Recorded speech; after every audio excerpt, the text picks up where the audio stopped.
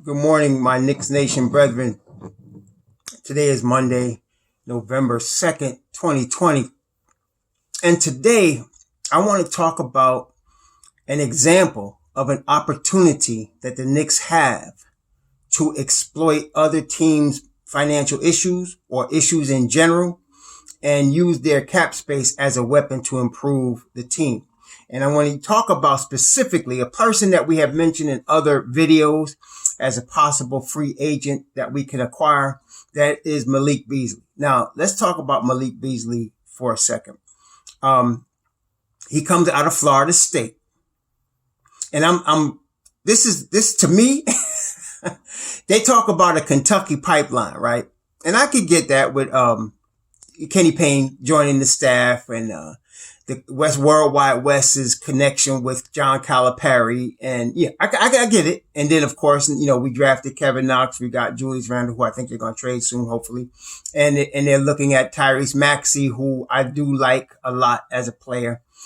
So I can understand them talking about a Kentucky pipeline, but really we need to get on that Florida State deal, man, because Leonard Hamilton is putting out some players. All right. I mean, Malik Beasley is one of those. And of course, we know about Devin Vassell and Patrick Williams this year. And let's not sleep on Jonathan Isaac because he hurt this year, but Jonathan Isaac was coming on strong as well.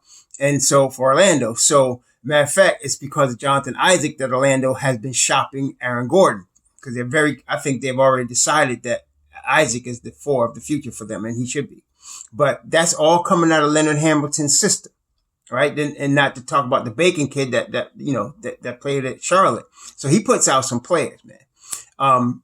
And like his Florida State counterparts, Malik Beasley came into the league, with ability to shoot, and ability to play team defense and on-ball defense. And of course he was good on the open court. I mean, all of that is kind of like a Devin Vassell, Patrick Williams, Jonathan Isaac. They're all the same, because they come out the same system. So, listen, if the Knicks were to get Killian Hayes, I'm going to cheer because I'm a Knicks fan. If they were to get, Tyrese Halliburton, I'm going to cheer because I'm a Knicks fan and I like Tyrese Halliburton. If they were to get Kyra Lewis, I'm going to cheer because I'm a Knicks fan and I like Kyra Lewis. Even if they were to get LaMelo Ball, who I think is 50% superstar, 50% bust, I'm still going to support him and cheer, because even if they were to get a dude I don't like, Denny Adiva, I would still cheer because I'm a Knicks fan. But I'm going to tell you what, I'd be very, very happy if this was a Florida State year. If all of a sudden we got Devin Vassell and somehow followed up with Patrick Williams and then acquired Malik Beasley, I'd be very happy with that. Because the Florida State pipeline is the deal. That's what's up. That's what's up right there. Because these kids could play, all of them. Now, Beasley was drafted by the Nuggets. He was drafted by the Nuggets in 2016. He was drafted by the Nuggets in 2016.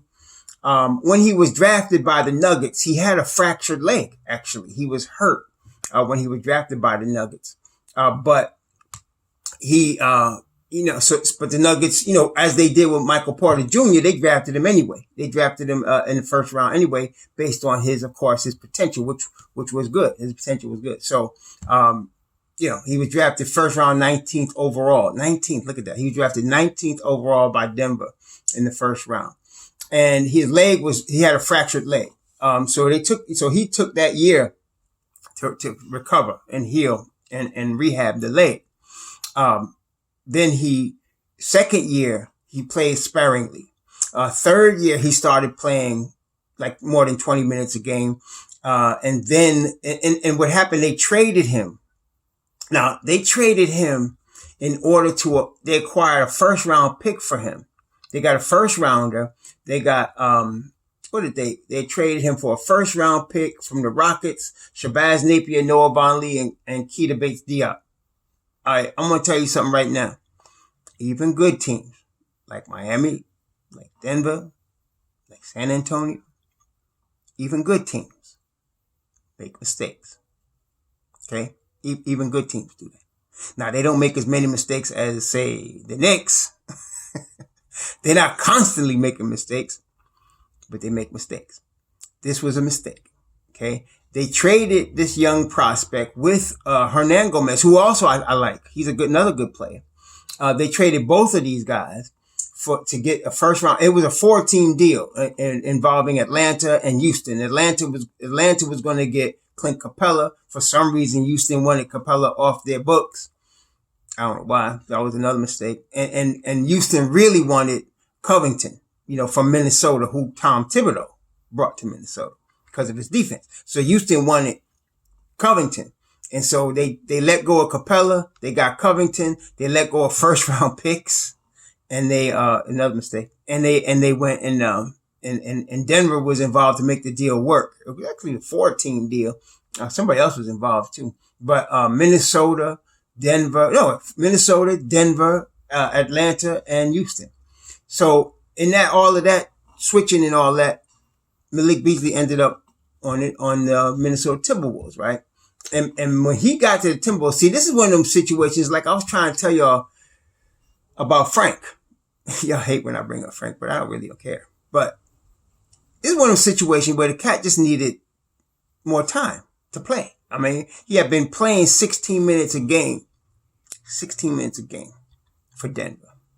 He gets to Minnesota, and for 14 games, it's only a 14-game sample size, but he was playing 33 minutes a game, getting 21 points a game, shooting. Now, his whole career, he was shooting, he came into the league as a good 3-point shooter. So even with Denver, he was shooting 38% from 3, but it went up to 43% in Minnesota, right?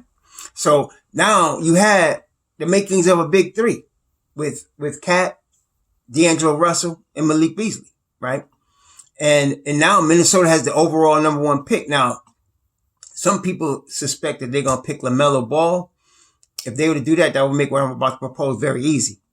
It would make it very easy. But I think they're going to pick Anthony Edwards, and I think they should pick Anthony Edwards because Edwards, then they would have a good group of wings with Edwards, Culver, and Beasley. They would have a good group of wings. Problem, of course, is somebody's got to sit. I think the odd man out there would probably be Culver, although I don't know. That's their problem. But what I'm saying is now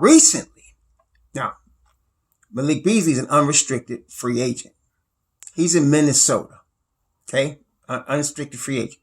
Now I want to tell you, I know Minnesota. I never lived there, but my oldest son lives there. My 2 grandkids are there. My daughter-in-law is there. And I've been there a number of times. And like most places, Minnesota is 2 different situations. There's the inner city of Minneapolis. That's one situation. And then there's the outskirts, the suburbs. That's another situation. My son lives in the suburbs and he's a police officer. And the whole George Floyd thing is real. I could see that happening there. Okay. I could see that happening there because in them country places, yeah, it's red, bro. I mean, in the cities, your Rochesters, your Minneapolises, it's blue, but in the outskirts, it's red. Okay. And, then of course you got your college towns, like your Mankato States, Minnesota States, places like that. And I've been there and St. Peter and, out there. Okay. I wouldn't live there, but I'm from New York. So there you go. But, so what happened now? They have this apparently some sort of thing in Minnesota where, most of the richer people in Minnesota live either in the rich section of Minneapolis. Again, it's just like there's ghettos and there's rich, right? And then you got, St. Paul. Okay. There's an area that's really most of the rich people live out there, St. Paul. So here Malik Beasley, now every year they got some sort of tour where the tourists or whoever can drive through the, neighborhoods of the rich and famous or whatever. And Malik Beasley had his house roped off. He didn't want nobody rolling up on his crib. So he had his house roped off, right? So this couple and their little kid rolled up, saw the place roped off and was going to step out and roll through roll through it anyway. Now, Malik, I have to say, first of all, he overreacted. I agree. He overreacted. He came out there with his semi-automatic rifle and told him to get the F off his property, right? Now, listen, earlier this year in the summer, there was some Black Lives Matter, and I'm not big Black Lives Matter supporter. I'm going to tell you right up front, but, they were marching peacefully, and these two Caucasians came out, guns pointed at them. Nobody said nothing to them, right? They didn't have nobody, come up in their house or anything. So, and they claimed that they were threatened. Then, of course, we know about Trayvon Martin. He was murdered because homie said he was doing what? Standing his ground when Trayvon Martin wasn't even dealing with him, right? He came out his house and followed Trayvon Martin. Talking about he was standing his ground. And that boy, George Zimmerman, is free to this day, right? So this man was on his own property and came out and told these people, get the F off my property. Of course, they scattered, and there was a Karen in the car, and Karen, got upset and told the Minnesota police, and Minnesota police based on that, got a warrant to come into Malik Beasley's house. And they found marijuana, and they found 3 guns, one of which is the one he pointed at them. And they mentioned that, he had stolen property. Apparently one of the 3 guns that he had purchased was a stolen gun. Okay. He probably, my guess is that he probably bought that gun while he was in Denver, brought it with him, brought all the guns with him. And they didn't mention the other 2 were licensed. They just said the one that was stolen. So they arrested him, possession of stolen property, possession of narcotics. Now we're talking about marijuana. Now I'm going to tell you, there's a lot of brothers that's been in jail since Joe Biden was in the Senate in the 90s who helped put that 3-strike law. There's brothers that's been in jail since then on marijuana charges. Okay. Whereas now they are starting corporations based on marijuana because it's being legalized, but brothers still in jail. Right. So anyway, so they got him on narcotics and they got him on possession of stolen property. And then because he pointed the gun at Karen, there's a problem. So now they talking about he can get 10 years. That ain't going to happen. Okay. But it just shows you that's Minnesota though. I'm trying to tell you that's Minnesota. So, that's why George Floyd is dead. Okay. Cause that's how they roll. All right. So, like I said, my son's a cop up there. And just to give you, I'm just saying he's a Trump supporter. And so I love my son, obviously. And we have decided to not ever talk politics because it doesn't end well. So that's how it is. I'm not even a Democrat, but I ain't with that either at all. So, but that just goes to show you. And he's a cop out there in the country. All right. So that's Minnesota though. So now, Malik Beasley had just done this video, which I saw of him working out, getting ready for the season about 2 weeks before this happened. Right.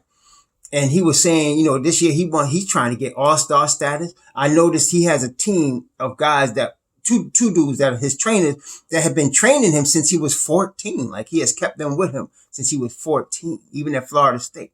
He's 23. So that's like 9 years. And so he has been pushing. He wants to be the best he can be. And he's got the talent. I think because of this situation that happened in Minnesota. And then, the team puts out a statement. We are going to let the legal process go through. That wasn't a great support statement for Malik Beasley. They said, we're going to let the legal process work its way out.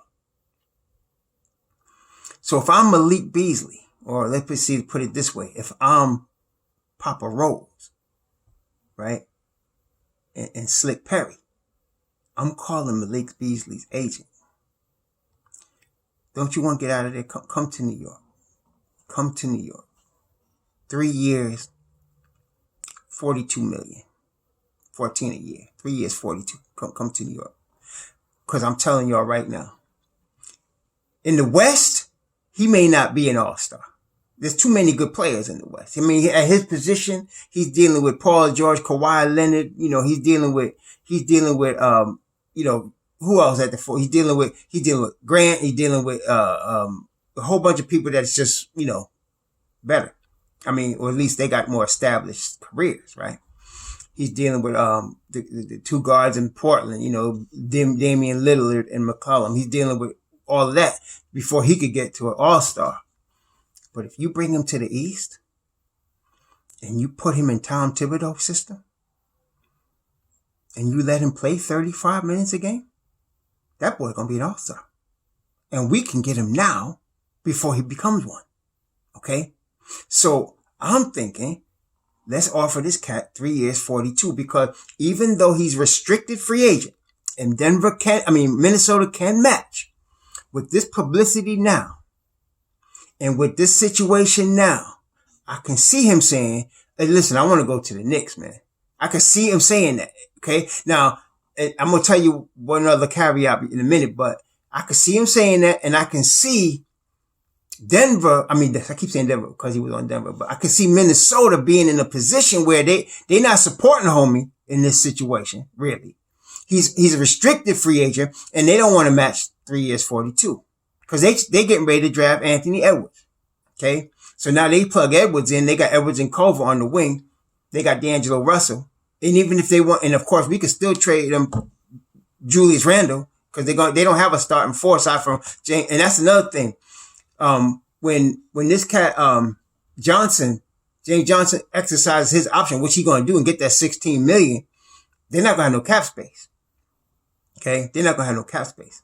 And that's another thing. I'm seeing all of these people put out possible landing spots for free agents, and they're always looking at teams that have no cap space. How a free agent going to come to a team with no cap space? That's the whole point of the cap space. You can't get a free agent. You can't sign one if you are lacking cap space. See, that's the thing. You don't get penalized for not having cap space or being over 109 million, but you can't sign a restricted or unrestricted free agent unless you could do a trade, but you can't sign them, So, I understand that some of these articles that they're putting out, these are landing spots, for these people. As far as Malik Beasley, our biggest competition for him, if they wanted him. Now, I don't know if they want him, but if they wanted him, would be Atlanta, because he's from Georgia. He's like Vassell. He's from Georgia. All right. He's from the Atlanta area. And so, and they can use a guy like that at the 2 spot. They got wings. They got Cam Reddish. They got, DeAndre Hunter, and they got the boy from Maryland. They got 3 wings already. They would have to actually probably have to trade one of them, to make, to make this happen as far as playing time. But Malik Beasley would fit right next to, Trae Young. He would fit right next to Trae Young, and they got the cap space to sign him. So I could see that happening.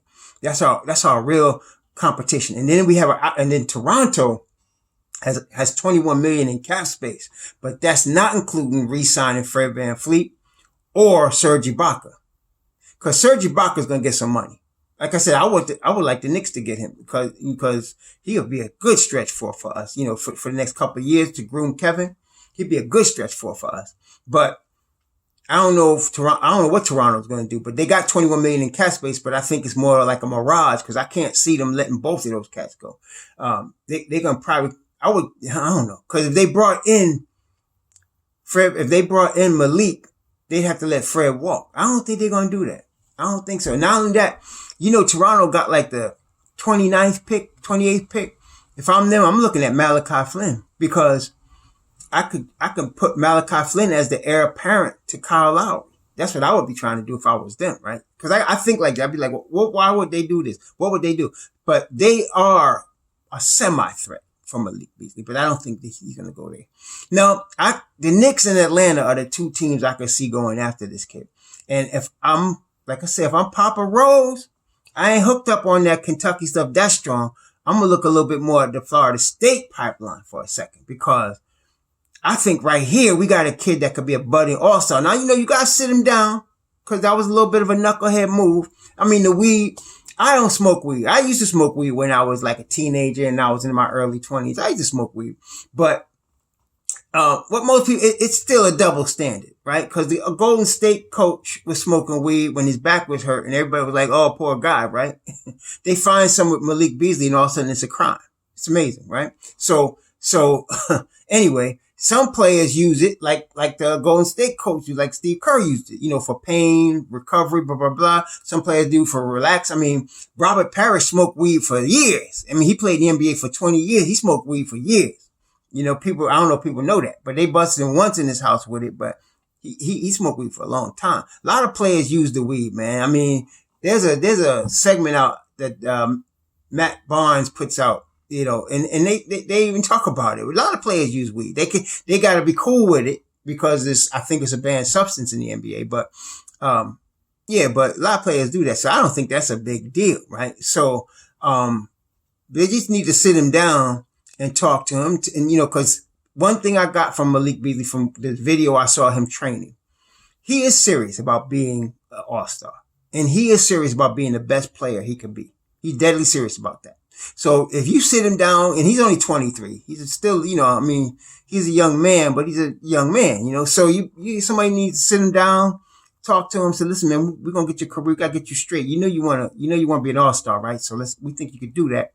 And we got to be careful how we handle these businesses, right? So you just got to sit down and talk to him. And that's where Mr. Woodson comes in, because he's very good at that.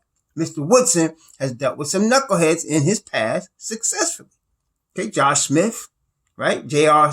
Smith, he's dealt with some knuckleheads successfully. Okay, so he knows how to handle them. But this is our opportunity. I think this is a perfect storm. Restricted free agent, busted for drugs, in a podunk Minnesota. So now, and he mentioned in his video, man, we trying to get paid. He said those words. We trying to get this money. Okay, we trying to get this money. Throw that 3-year, $42 million at him. Okay, bring him on in, and in fact, put a trade kicker on that mess, 15% trade kicker, so that if Minnesota wants to match, they can play that too. See, so. But I think he's the best value. I told y'all, him and Bogdanovich and Harris at the 2 spot.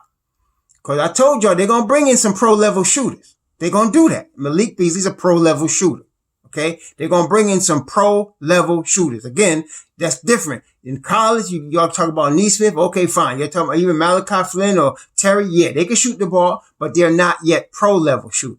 They have potential to be pro-level shooters, but they have not done it in the NBA. Malik Beasley has. Okay, he has. Joe Harris has. Bogdanovich has. They've already done it. We don't have to guess as to whether they can shoot the ball. They can shoot the ball. All right. So, and Malik Beasley plays now. He's improved his game. When he came out, his balance was off sometimes when he come off a pick. But, sometimes he would get beat on a dribble sometimes. He's improved his game. He's been working very hard. He's ready for that breakout, and we can get him now when he get ready to break out. Tell me what y'all think. But I like Malik Beasley. And, what some of y'all are talking about, we need a star. Stop it. Look, we've been building, man. We're not getting no stars. Stop it. We're not shopping for Mercedes. I keep trying to tell y'all. So, yeah, we need a star. That's the whole, who gonna save New York garbage, man. Stop it. There ain't nobody to save us. We just need to build right. And this is what it is. Building right. You got young players. Malik Beasley gonna be 24 this month in November. You got Malik 24, RJ 20, Mitch 22, Frank 22, Knox 21. That's how you start to do it. Now you put in you put in another veteran in there, like a Serge Ibaka. Now you talking something. Okay, now you talking some rebuilding. You don't start off with no star. Not if you're the Knicks, 20 years of infutility. No, you start off building with solid players. Malik Beasley's not only a solid player, he's a burgeoning all-star, and we need to catch up with him right now before the market goes crazy on him. Tell me what y'all think. Peace. Shalom.